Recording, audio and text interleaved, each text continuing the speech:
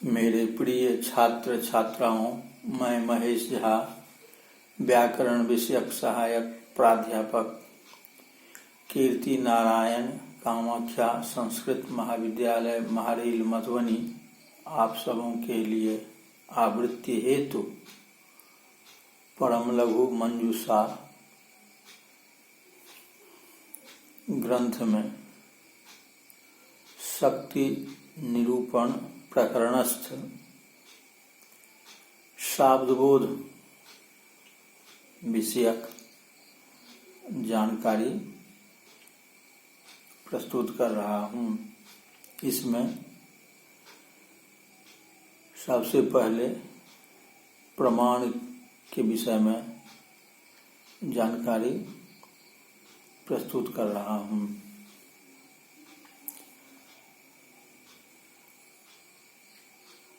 प्रमाण 4 प्रकार के होते हैं।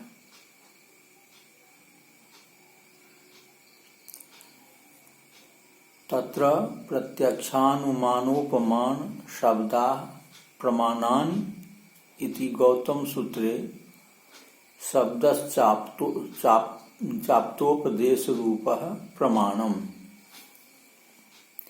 प्रत्यक्ष, अनुमान, उपमान और शब्द, ये 4 प्रकार के प्रमाण हैं। उसमें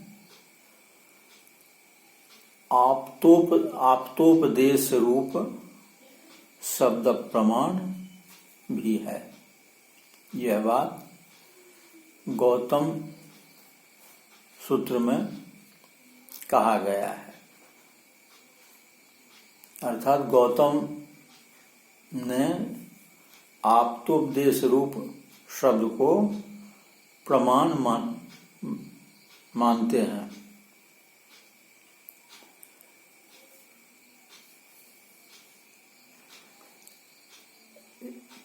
इस प्रकार शाब्दों विचार के संबंध में यह विचार किया जा रहा है।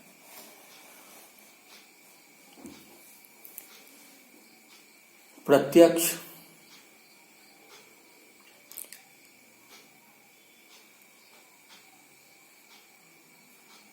अक्षम प्रति जातम इति प्रत्यक्षम। इंद्रियार्थ सन्निकर्ष फटक द्वारा चाक्षुकादि प्रत्यक्षात्मक प्रमितिकरणत्वात्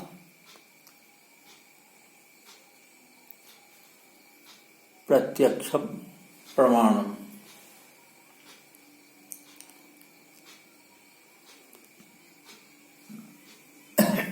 प्रत्यक्ष प्रमाण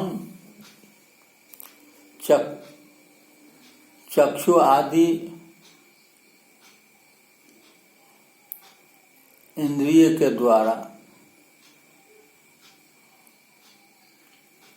जिसका निश्चय हो वह प्रत्यक्ष प्रमाण है।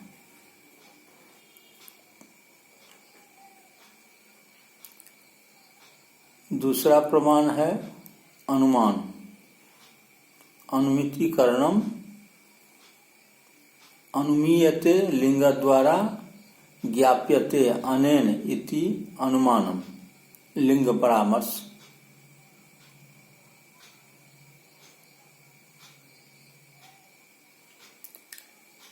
लिंग परामर्श के द्वारा जिसका ज्ञान होता है वह अनुमान प्रमाण है।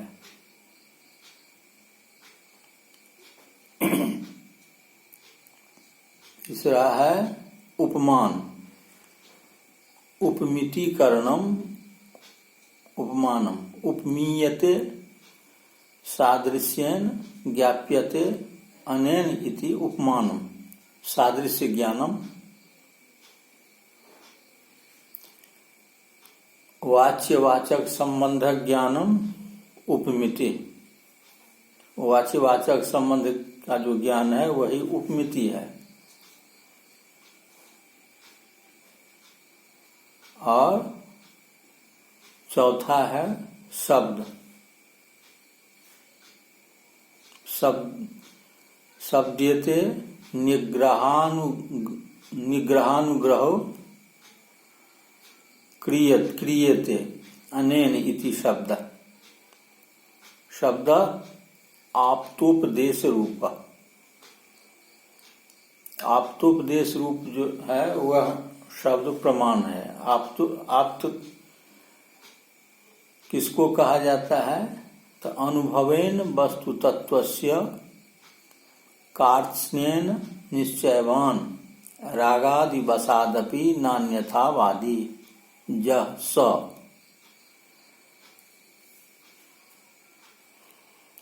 जो अनुभव मात्र से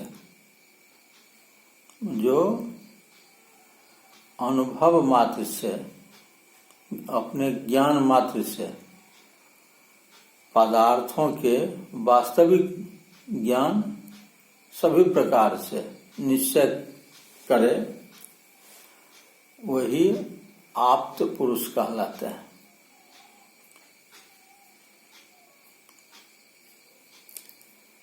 इस प्रकार ये चार प्रमाण हैं: प्रत्यक्ष, अनुमान, उपमान और शब्द।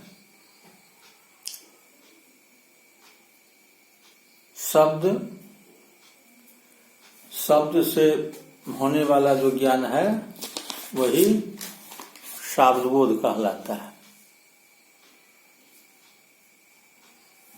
शब्द से होने वाला ज्ञान ही शाब्दबोध कहलाता है।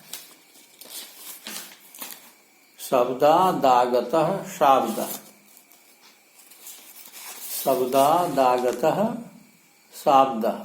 शाब्दस्यासो बोध शाब्दबोध। इस विग्रह के अनुसार शाब्दबोध पद शब्दजन्य ज्ञान परक है। इसलिए घटादि के श्रवण मात्र से घटादि शब्दों में रहने वाली वृत्ति शक्ति, उस शक्ति का ज्ञान नहीं रहने पर शाब्द बोध न हो। इसलिए गदाधर भट्टाचार्य सम्मत कार्य कारण भाव महामहोपाध्याय नागेश भट्ट के द्वारा प्रदर्शित किया गया है। तद्धर्मावच्छिन्न विषयक शाब्द बुद्धित्वावच्छिन्नम प्रति तद्धर्मावच्छिन्न निरूपित वृत्ति विशिष्ट ज्ञानम हेतु अतएव नागृहीत वृत्तिकस्य शाब्दबोधः अतएव च नहीं गूढ़ इत्युक्ते मधुरत्वं प्रकारतया गम्यते इति समर्थ सूत्र भाष्यं संगच्छते।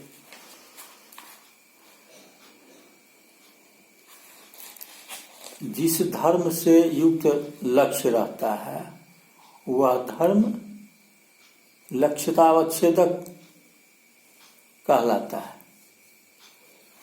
जो धर्म जिसका अन्य धर्मों से अवच्छेदक होता है वह उस धर्म से अवच्छिन्न युक्त रहता है। ऐसी स्थिति में कंबु ग्रीवादिमत्व लक्षण वाला घट लक्ष्य है और जो घट में रहने वाला धर्म घटत्व लक्ष्यतावच्छेदक होता है।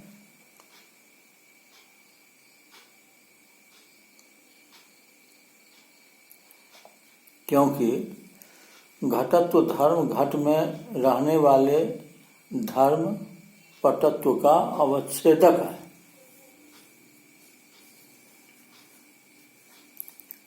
इस प्रकार इस कार्यकारण भाव का अर्थ यह है, जो घटत्वादि धर्म से युक्त घटादि विषयक शाब्दबोध के प्रति घटत्वादि धर्मावच्छिन्न घट निरूपित जो वृत्ति शक्ति तद्विशिष्ट का ज्ञान ही कारण होता है।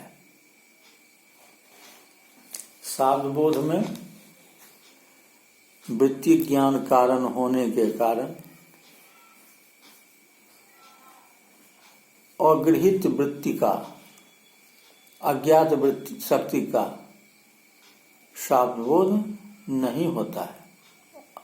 इसलिए गुड़ ऐसा उच्चारण करने मात्र से मुख में मधुरत्व नहीं होता। यह समर्थ सूत्र में भाष्यकार ने भी इसको दर्शाए हैं। इसलिए गुड़ शब्द से गुड़त्व धर्मावच्छिन्न जाति प्रकारक धर्म गुड़ पदार्थ ही हो सकता है, मधुरत्व नहीं। गुड़त्व अर्थात मीठापन तो अनुमान द्वारा सिद्ध ही है कि गुड़ मधुर होता है, इक के विकार होने के कारण। जो मधुर पदार्थ है वह इक का विकार नहीं है। जैसे नींब, यह तो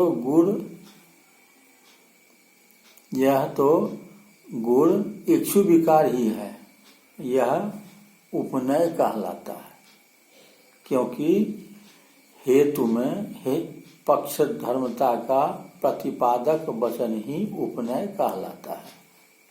इसलिए गुड़ मधुर होता है, यह निगमन कहलाता है, अर्थात पक्ष में साध्य का अबाधित प्रतिपादक वचन ही निगमन कहलाता है।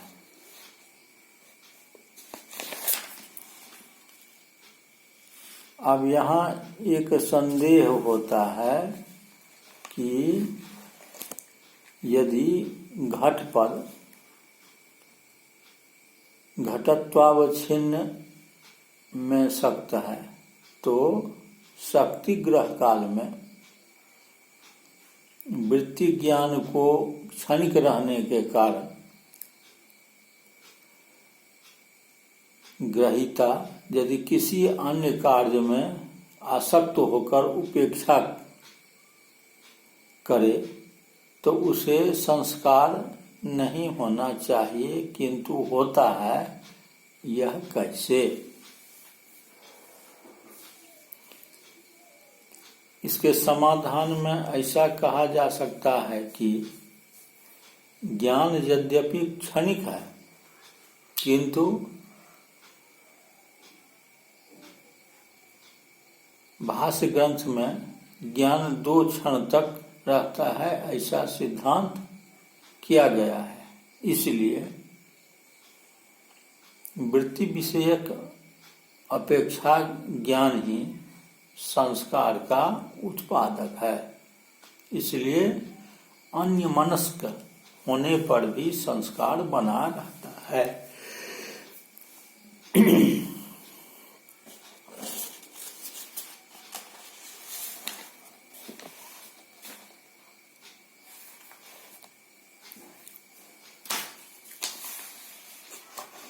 ज्ञान में वृत्ति वैशिष्ट्य 2 संबंध से होते हैं। स्वविषयक उद्बोध संस्कार समानाधिकरण। एक तो जिस पद में वृत्ति ज्ञान करना हो उस वृत्ति विषयक संस्कार रहना चाहिए, उसमें भी उद्बुद्ध संस्कार हो। वह भी समानाधिकरण्य हो, अर्थात अन्य पद विषयक नहीं हो, अर्थात घट विषयक वृत्ति ज्ञान में पट विषयक संस्कार नहीं हो। दूसरा संबंध स्वाश्रय पद विषयकत्व, अर्थात स्वपद से वृत्ति का ग्रहण है। वृत्त्याश्रय पद विषयक होना चाहिए। प्रथम संबंध में वृत्ति विषयक संस्कार रहना आवश्यक है, इसलिए अग्रहित वृत्ति का शाब्दबोध नहीं होता है।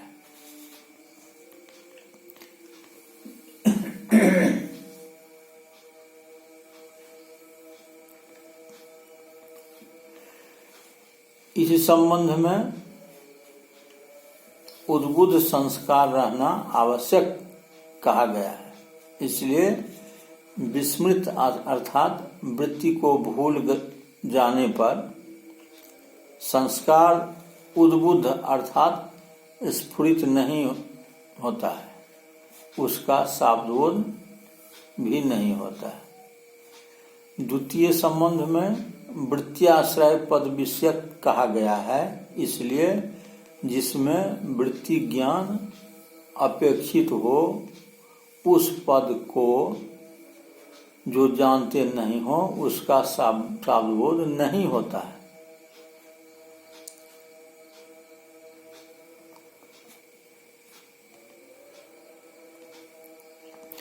तद्धर्मावच्छिन्न निरूपित वृत्त्याश्रयत्व निवेश का फल यह है कि घटादि शब्द से आकाश की उपस्थिति नहीं हो, क्योंकि शब्द आकाश गुणक तो है किंतु उसमें आकाशत्वावच्छिन्न वृत्ति नहीं है, इसलिए आकाश विषयक शाब्दबोध नहीं होता। जनकतया चैत्रादि का भी बोध नहीं हो पाता है, क्योंकि स्मृति शाब्दबोध का जनक नहीं है किंतु उद्बुद्ध संस्कार है।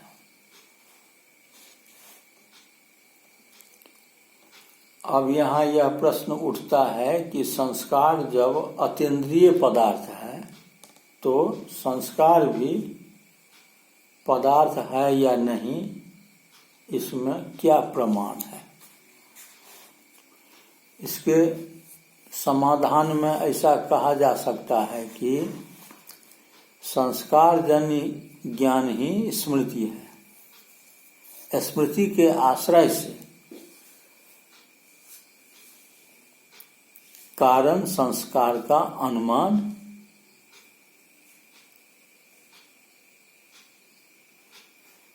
किया जाता है कि संस्कार जन ज्ञान भी स्मृति है, किंतु संस्कार तो फल उत्पन्न होने से नष्ट हो जाता है, इसलिए शाब्दबोध किस प्रकार हो सकता है, यह संदेह ठीक नहीं है, क्योंकि अंतिम फल ही संस्कार का नाशक है, सब नहीं। इस प्रकार यह भाग संपन्न होता है। इससे अगला भाग में प्रस्तुत की जाएगी। धन्यवाद।